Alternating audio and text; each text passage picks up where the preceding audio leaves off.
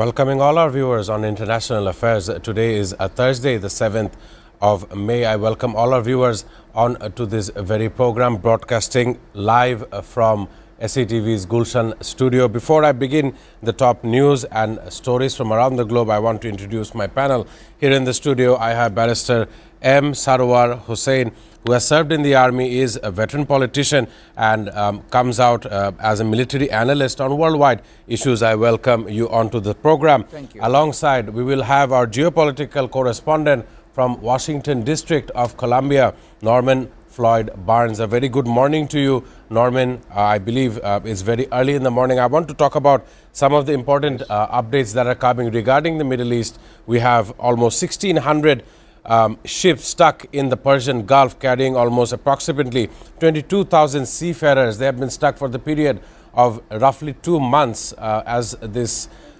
drastic situation develops. We know that Donald Trump has said there has been very good conversations in the past 24 hours and a deal to permanently end the U.S.-Israeli war is very possible. These comments were made by the U.S. President. I want to know more from Norman Floyd Barnes. How are you seeing today? How are you doing? Good morning. Good morning. It is 4 a.m. here in Washington, D.C. And the news is that the president is waiting to hear back from Iran on this proposal to end this conflict. He stated that with this conflict, if Iran does not agree to it, the bombings will immediately start. So we are basically waiting right now with hopefully positive news on the outcome of this. The markets has reflected on this news from the president, and the Brent crude has stabilized at $100 a barrel right now. So hopefully we'll get some positive feedback today and have something better to report in regards to this ongoing conflict between the United States and Iran. Of course, regarding United States and Iran, I must mention that the two sides are negotiating once again through the mediating nation of Pakistan. And today is Thursday, and Iran is still reviewing the U.S. proposal. Of course, some of these elements will include not having a nuclear weapon. Coming back into the studio with Barrister Sarwar Hussain, the latest news suggests that Iran is either have to come to an agreement with the U.S. If not, they are going to face a huge array of bombardment. As in the meanwhile, during this very fragile ceasefire or understanding, the U.S. have accumulated multiple troops in the region. As if Iran does not agree to these terms, fighting may ensue once again. And as I see it, Iran has faced an irreparable damage. They have lost their leader, Ayatollah Ali Khamenei, and no amount of deal can bring him back to the once glory he had ever since 1979. So I want to ask you, sir, how do you feel about this, as the entire world is continuously monitoring the situation, continuously seeing that actually no side is actually letting their arms down? Yeah, thank you very much for having me here, and a co-panelist, Mr. Barnes from USA. Look, Thank you. The peace should come.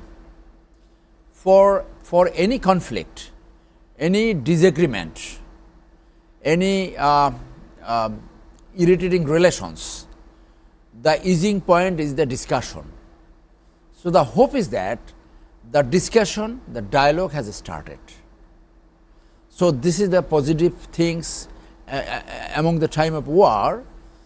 So this on side there is a carrot and stick policy, that if you do it or I am going to use my stick.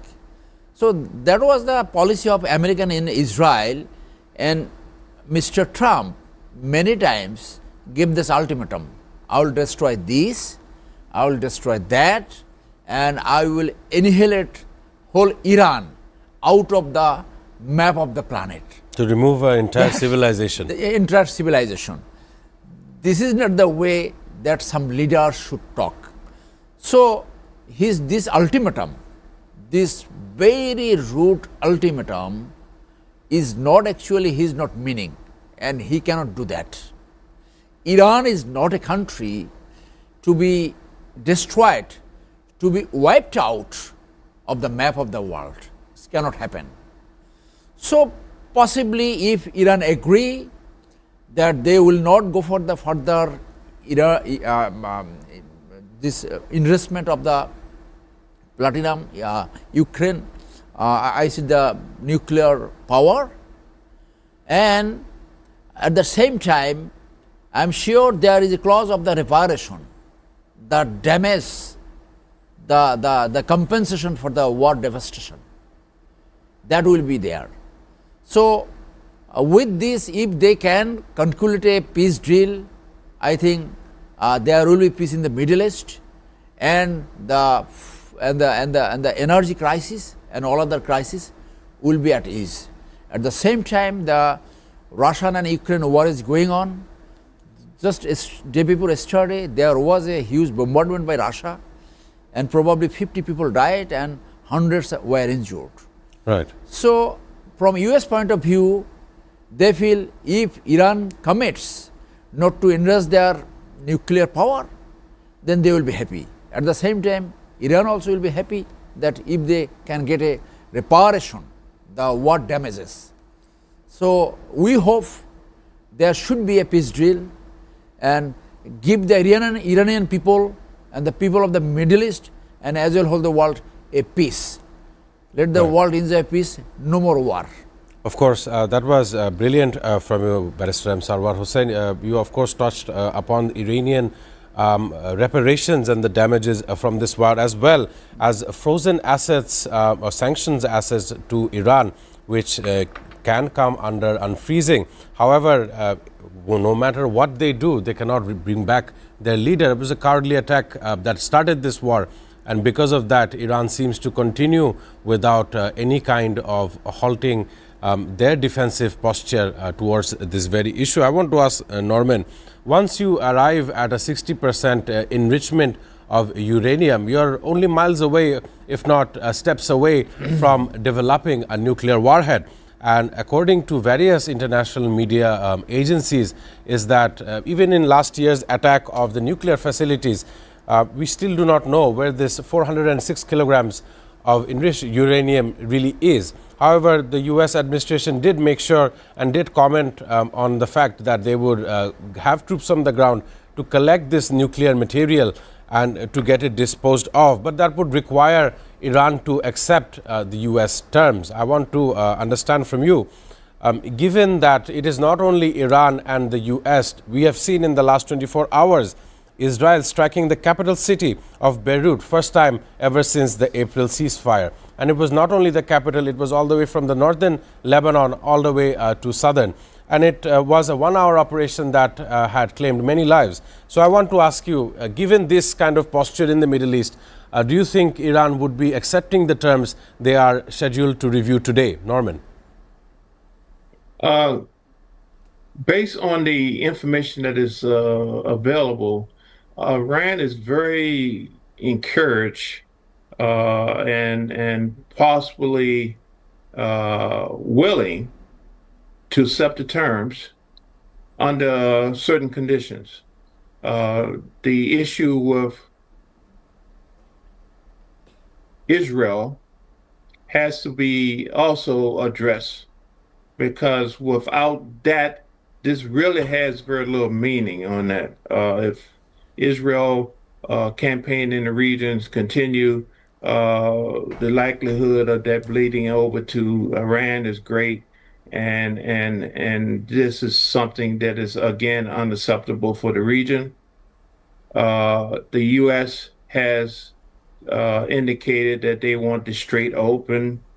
Iran stated that they are willing to open the Strait with conditions that they are the one controlling the flow. All vessels must check in with them. The other part is that the Iranians is still discussing the issue about sanctions. The sanctions, as I said, been in place for 47 years. I believe that is one of the issues that they want release the sanctions so they can get back into the business of trade and commerce globally.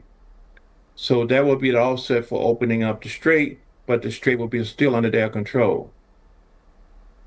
The issue with the nuclear weapons, the nuclear armament, the enrichment, that is something that is also being looked at. And it's not as much as stopping the program, it's basically how we manage the program.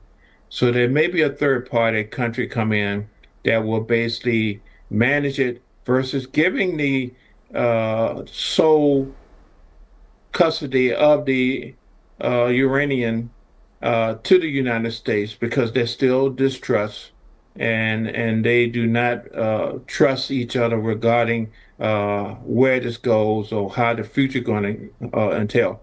So I will suspect there'll be a third party come in if they decide to do that. That will be responsible for capturing and containment of the uranium they have. So a lot of conversations is going on right now, a lot of decisions going on. So it looks like both parties want this conflict to end. The global economy is being affected by this. There's a lot of pressure from the countries in the region globally to have this thing in because now this is a global thing versus a United States Iranian issue. And the president's here in the United States office is receiving tremendous pressure from allies, colleagues, and the general public regarding a closure to this because the economy cannot sustain this continued activity. That is the issue.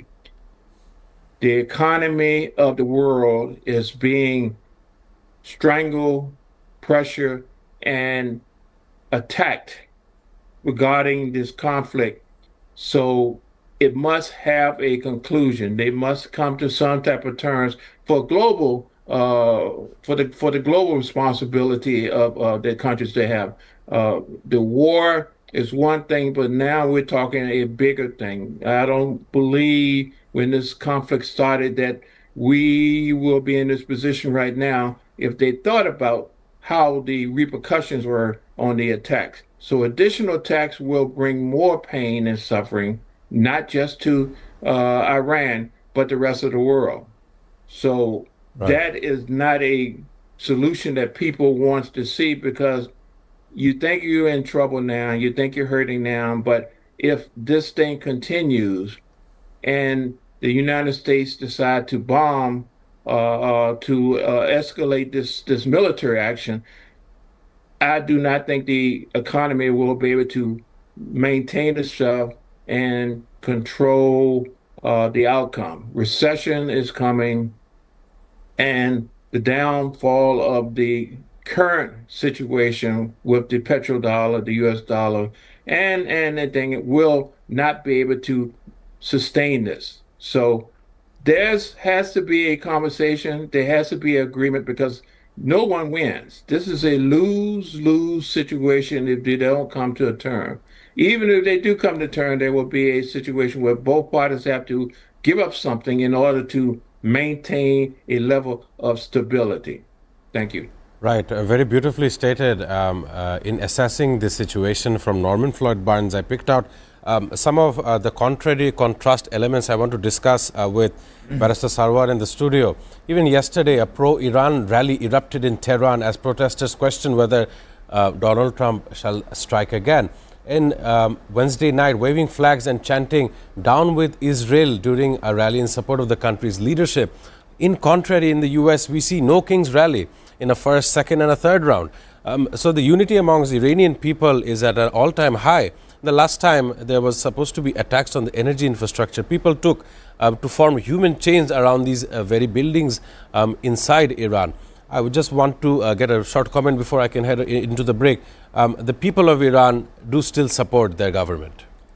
Look, America has many good examples, like the ending of the Kosovo War, like the saving the people in Libya, but only because of Israel. Sorry, Israel is known as the outpost of USA. Only because of the cause of Israel, they are much more controversial, much more criticized in the whole world. So there were a suggestion like that. If you have so much of love for Israel, you make a 50 on the estate in USA and take them all. It's only 90 lakhs people. Take them all because they are occupying the other lands.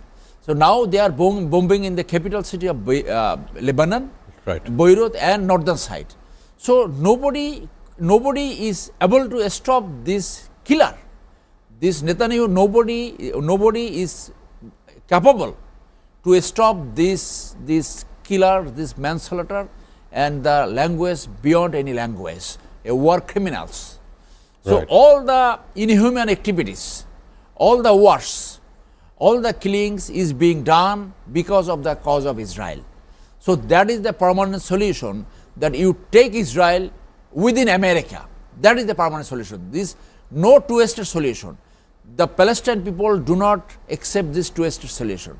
So Trump can think about that. If you have so much of love for them, you take them in your homeland. So Burns said correctly, I agree with him, that America is heading for recession. And the internal pressure, knocking movement. Trump will be bound. By now, more than 20 billions has been expended, the taxpayers' money.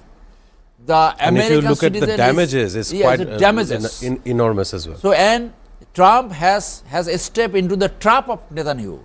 Netanyahu was dreaming for 40 years to draw America into the against the war in Iran. And you see that the American leader, John Kelly, Kerry said that same proposal was given by the Israeli leader Netanyahu to them, and they denied this. To past presidents as well. They have not accepted this.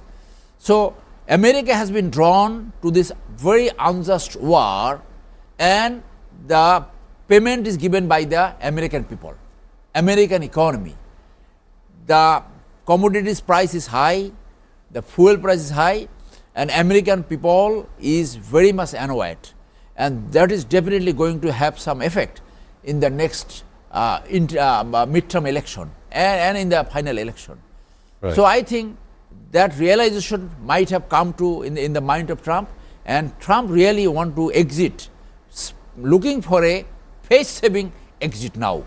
Very brilliantly said by Barrister M. Sarwar Hossain. A face-saving exit, also as known as in media language an off-ramp from the war, how to get out of this war that is, of course, having a bleeding effect all over the world in multiple economies. Ladies and gentlemen, it's time for a commercial break. Please do stay tuned.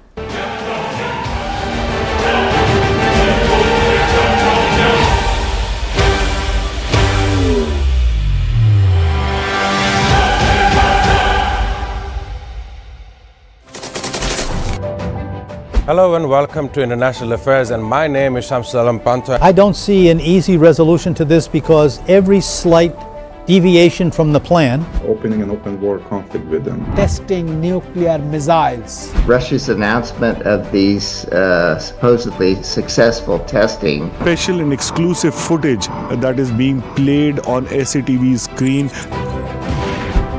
Really coming to terms with Hamas. Damage estimated between this entire issue. President Trump is expected to hold bilateral talks.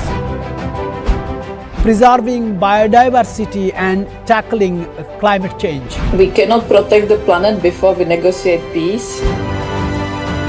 Where is it going? Is it understanding the needs of its people before the needs of this global world? For China to come to agreement, They will face better projects. With presidency of China and President Lee of South Korea. Trump's White House that is in favor of these things. simply not enough action being taken to address the problem of fossil fuels. What their plan initially is towards the Caribbean, a place that has been met with two types of disasters. Bangladeshi students at the same level of opportunity internationally and domestically. International Affairs. Watch every Sunday to Thursday at 2 p.m. only on SATV and SATV Digital. Hello and welcome to International Affairs, and my name is Shamsul Alam Pantha. I don't see an easy resolution to this because every slight deviation from the plan, opening an open war conflict with them. Testing nuclear missiles. Russia's announcement of these supposedly successful testing. Special and exclusive footage that is being played on SATV screen. Really coming to terms with Hamas. Damage estimated between this entire issue. President Trump is expected to hold bilateral talks. Preserving biodiversity and tackling climate change. We cannot protect the planet before we negotiate peace. Where is it going? Is it understanding the needs of its people before the needs of this global world? For China to come to agreement, They will face better projects. With President Xi of China and President Lee of South Korea. Trump's White House that is in favor of these things. simply not enough action being taken to address the problem of fossil fuels. What their plan initially is towards the Caribbean, a place that has been met with two types of disasters. Bangladeshi students at the same level of opportunity internationally and domestically.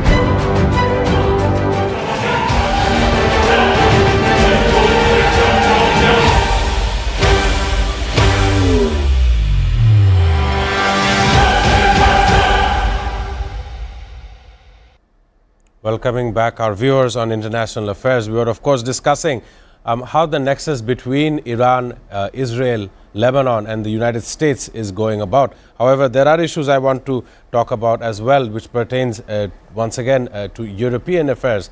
There has been a news that is coming out stating that U.S. Secretary of State Marco Rubio is meeting Pope Leo after weeks of tensions with U.S. President Donald Trump. Of course, it will be the first visit by Rubio since Donald Trump's extraordinary criticisms of the first American Pope in the Catholic Church's 2,000-year history. I want to ask Norman this very issue, as Norman was stating that the economic pressures that are strangling multiple economies worldwide, it has prompted the G7 trade ministers to come out in Paris yesterday to sort of common ground on security critical mineral supplies. So I want to ask Norman, we see Marco Rubio meeting the Pope Leo. Do you think this would repair some of the damages that has happened, especially because Pope Leo said that he does not see eye to eye in a open war conflict in Iran? How do you think about this meeting, Norman? I believe this meeting is more or less a ceremonial attempt for the Trump administration to calm down the heat and the tension between the Vatican and the Trump administration. It will not change the outcome. It will not change the opinion. It will not change how they relate to each other. By sending the vice president to meet with the Pope is basically a step down, is not a very impactful meeting because the comments was made by the president to the Pope, not the vice president. So by having the vice president meet with the Pope is just something saying that, hey, we acknowledge that there's a difference and we would like to move forward.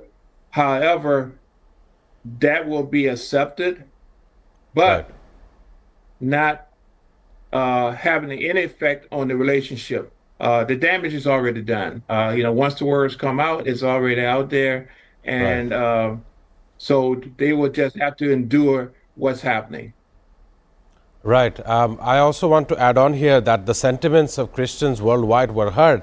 And if you look at Europe, the group of 7 trade ministers has met in Paris. They are, of course, trying to secure a critical mineral supply that are dominated by China. But fresh U.S. tariff is threatening the European Union-made cars, straining this unity. I want to ask Barrister Sarwar Hussain in the studio. We know the war is ongoing process. There might be confrontation, if not mediation, and peace may be ensured. But resource sharing, especially in rare earths and critical minerals, is what multiple trade leaders are now trying to understand how no country should have a dominance over any kind of element, providing that these resources must be shared. What is your opinion regarding this? Yeah, this is international law that all minerals need for the world peace, world stability of the markets. It cannot be canalized by any single nation. It has been already rebelled that by this war, by this unjust war, it is the China and the Russia. They are the winner. So this is the effect. I agree with Barnes that the damage has been done. You lost your friends. You lost your 75 years NATO friends. No allies agreed with you to join in the war against Iran. And you said mockingly that UK wants to participate in the war is already on. Like Russia said that we can reach to Kiev in 24 hours. And Trump thought the war is already been on. So right. it was a mockery with the relations with the Iran and long trusted military alliance. The NATO, no friends agreed with him. So this is enough to understand this war is very unjust war, and this war should not have begun by America, by the instigation, by the bad diplomacy of Israel. Right. So that's why this G7 meeting, they have rightly brought out this issue that it is China who is bringing on type of control on those minerals which is open for the world market. And if America is going to face this recession, maybe it will go back to 1930 when there had been another recession. So this recession American people is going to face because of their because of their president, because of this hawkish president. So they have brought, the whole world has come to a unstable situation after World War II. America is called the leader of the world. Now the world is not unipolar, but you like to claim, you like to sustain your position in the world, but bringing this type of unjust war, giving chance to other big nations who is knocking at the door to maybe that in future they can surpass you, the country like China. So right. though reasonably, and with this situation, all the benefits is getting by China. Right, so and China seems to benefit from this situation. G7 has been alarmed. The ministers is alarmed that this minerals market predominantly going in the hand of China. So you see the bad effects of the war. So America no way has got any benefit out of this war. Only they have lost their friends. They are losing over the market of fuel, losing over the market of mineral resources, and many others. Right. So that is the realization. And Mark Rubio, that's why he looked like a reasonable leader, a good leader. So he understood. You see, by this unjust war, America probably for the first time, 2 chief of staff, on army chief and the air chief, and many other had to resign. Right. The reason behind that, they didn't agree with this war. Though in the resignation letter they show the personal ground, but behind the scene, behind the screen, the main reason, they don't agree with this war should continue, right. where millions and billions is expending out of the people's money. So the good sense, if the good sense reveals, that is good for the world, good for the Middle East region, and good for the country like Bangladesh. Fortunate enough, there are no more queue in the petrol pump. You see, a big crisis has been overcome. Now it has averted. come to averted with minimal casualties. Now it has come to the normality. So please end the war and give the give the planet a peace. Of course, beautifully stated by Barrister Salwar Hossain. Some of the themes that I picked out, especially regarding Marco Rubio. You know, he addressed the reporters in the White House just a day or so ago, and his control of the situation seems to be far varied more than other leaders in the U.S. administration. Moving away from this story, we know that Russia and Ukraine have both announced competing ceasefires, mainly because of Victory Day celebrations being going to be held on May the 9th. However, Russia urged foreign countries to evacuate their diplomats and other personnel from the Ukrainian capital of Kyiv due to possible retaliatory strikes if Ukraine carries out an attack amid Victory Day celebrations just 2 days from now. I want to ask Norman in this segment, in the last segment, you see, the Ukraine-Russia war is a long-running war, and both sides are now stating that they will retaliate if the victory celebrations are to be marred with violence. How do you make of this, especially the world is now experiencing possibly a World War III, but it will only take historians many decades afterwards today to understand this time was actually World War III in the making in the modern era. How do you see this Russia-Ukraine situation develop, Norman? Yes, the Russian-Ukraine situation is their comments have basically stated, has indicated, has basically gave us a script exactly what the outcome will be.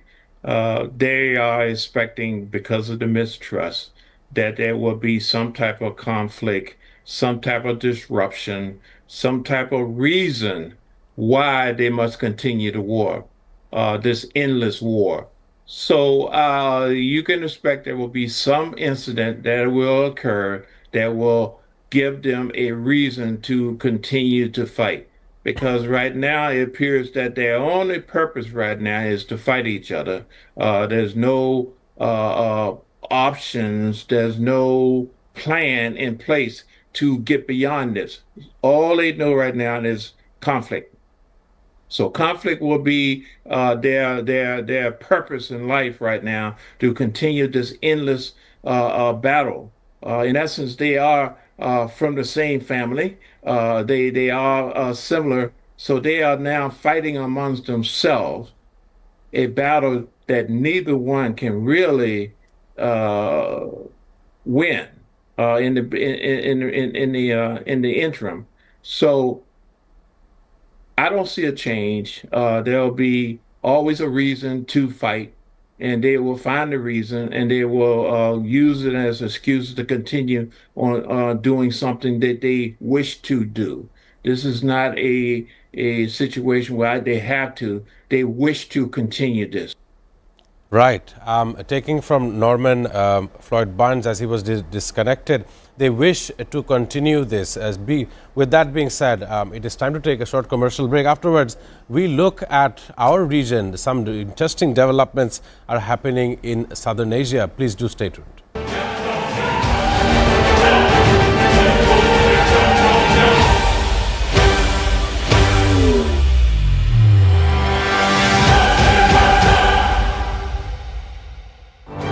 International Affairs. Watch every Sunday to Thursday at 2 p.m. only on SATV and SATV Digital. Hello and welcome to International Affairs, and my name is Shamsul Alam Pantha. I don't see an easy resolution to this because every slight deviation from the plan, opening an open war conflict with them, testing nuclear missiles, Russia's announcement of these supposedly successful testing, Special and exclusive footage that is being played on SATV's screen. Really coming to terms with Hamas. Damage estimated between this entire issue. President Trump is expected to hold bilateral talks. preserving biodiversity and tackling climate change. We cannot protect the planet before we negotiate peace. Where is it going? Is it understanding the needs of its people before the needs of this global world? For China to come to agreement, They will face better projects. With presidency of China and President Lee of South Korea. Trump's White House that is in favor of these things. simply not enough action being taken to address the problem of fossil fuels. What their plan initially is towards the Caribbean a place that has been met with two types of disasters. Bangladeshi students at the same level of opportunity internationally and domestically. International Affairs. Watch every Sunday to Thursday at 2 p.m. only on SATV and SATV Digital. Hello and welcome to International Affairs, and my name is Shamsul Alam Panta. I don't see an easy resolution to this because every slight deviation from the plan, opening an open war conflict with them. Testing nuclear missiles. Russia's announcement of these supposedly successful testing. Special and exclusive footage that is being played on SATV's screen. Really coming to terms with Hamas. Damage estimated between this entire issue. President Trump is expected to hold bilateral talks. Preserving biodiversity and tackling climate change. We cannot protect the planet before we negotiate peace.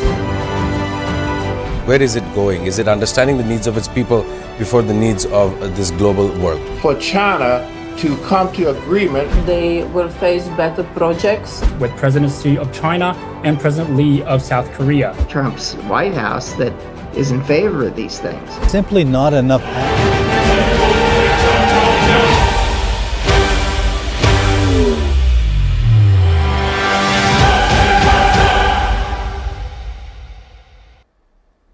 Welcoming all our viewers back onto the last segment of International Affairs here on a Thursday. Thanking Norman Floyd Barnes for his important responses as well regarding the various issues. But however, I want to focus on West Bengal issues here in the studio with Barrister M. Sarwar Hossain. We've seen even last night, a breaking news came out that the bodyguard, the personal bodyguard of BJP leader Suventu Adhikari has been murdered by gunshot wound, which has taken to the attention of international and local media. I want to ask Barrister M. Sarwar Hossain, huge round of violence coming in West Bengal as we see the All India Trinamool Congress losing out. Mamata Banerjee came out saying that this wasn't a moral win and she will not resign from her position as Chief Minister.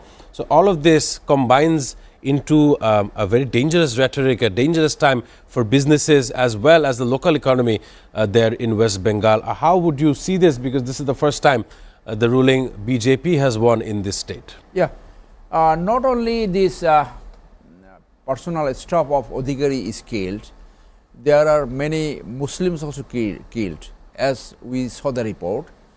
And report also came that the shops in the New Market and many other places owned by the Muslims has been already captured by these thugs, BJP. Right. So this I view is a West Bengal where the leader like Jyoti Basu and Mamata Banerjee, the West Bengal was a good state. They were practicing democracy very nicely. But coming this religion politics, religion-based Hindutvadi politics, this has plunged into the darkness. Why I say darkness? The Western Europe, if you see, whenever Europe was dominated by the religion politics, there were more violence, there were more human rights violation, there were other conflicts because of this religion. When Tsars had the political power and religious power, those countries did develop. Right. So they have left this religion-based politics basically after World War II, which has come to India by this BJP, by Modi. If you see the activities of Modi, he went to the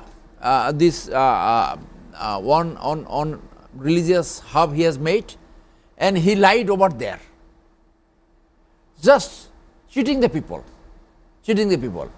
Went to the downward of the water, and there he is doing this puja, all those. So this is all cheating the people. At the same time, there is some light in Tamil Nadu. One Mr. Thalapathy, Right. the film actor, has come and won against this BJP. So this was obvious. If BJP won in West Bengal, there will be violence, there will be harassment, there will be killing against this minority. And for Bangladesh, this is really a challenge, that if they make this pushback, this so-called pushback, then this will be a challenge for our foreign policy, the state policy, where 2 or 3 ministers has already said that we are prepared, we will take counter action. So the relationships, whatever you say that winning BJP in West Bengal will not disturb the relationships, I don't think that is the reality. Right. That really depends now on the West and on the East. 2 Hinduttavadi leader has come and they are talking all rubbish. Right. And I want to add on to this as well, because the state minister for foreign affairs said there will not be any kind of relationship changes because of the winning in West Bengal. On the other side, Home Minister Salahuddin Ahmed had briefed the reporters after a session of the Minister of Home Affairs at the Deputy Commissioners Conference. He said that there is no possibility of a push-in after BJP winning in West Bengal. But to some certain instincts, once you create an awareness campaign such as this, and once you alert the border guard Bangladesh regarding to remain alert along the frontier, it may only invite such a crime. So that's what I want to ask, our stance regarding this issue. Our stance, we said that I personally gave a Facebook status that this is a very bad time for Bangladesh-India relations. And this BJP does not listen to any logics. They don't maintain any good neighborly relations. And this hawkish Shubhendra Adhikari is an idiot type leader. It's a hawkish like this Narendra Modi. He said before 4 months that the way Israel has punished the Muslim in Palestine, the Bangladeshi Muslims should be punished like that. And that goes directly against the democracy. Yeah, many other languages like that. So you really prepare to avoid this type of situation. If there had been number of pushback in Bangladesh, many Indian citizens has been pushed back to Bangladesh. We have seen in media. Right. In the last 18 months or so, we have seen a certain lady from Assam had been pushed into Bangladesh. Yeah. So we are suffering from the Rohingya issues. More than 1 million people are there. And this is a huge burden. We could not do anything. On the other side, in the east, there is a hawkish leader, BJP leader. There is west, the neighboring west, there is a hawkish leader. And in India, in the central, they are the hawkish leader. So this is the high time that Bangladesh should prepare for our defense, to keep our sovereignty and freedom. And to prepare that, I think immediately we should introduce the compulsory military training, conscription, to make a national army to face any future adversary by these hawkish leaders. Of course, brilliantly stated by Barrister M. Sarwar Hossain regarding the relationship between Bangladesh as well as West Bengal, because right now Bangladesh is surrounded by Indian states which are being ruled by Bharatiya Janata Party. So it is a matter of time before we see how they and us can handle our foreign relations. I must thank Barrister M. Sarwar Hossain for being here in the studio, for providing your time and your insights into global and local issues as well. Thanking you for joining us the program today. Alongside thanking Norman Floyd Barnes for continuously supporting this program all the way from Washington, District of Columbia. Before I end, I must make some honorable mentions. Yesterday, the CNN founder Ted Turner took his last breath. A pioneer of cable TV news in the United States dies at 87. Our condolences to this media mogul, as well as on this day in 1945, Germany's unconditional surrender was signed at the Allied headquarters in Reims, France. With that being said, I want to wish everyone a happy weekend. I shall see you all on Sunday.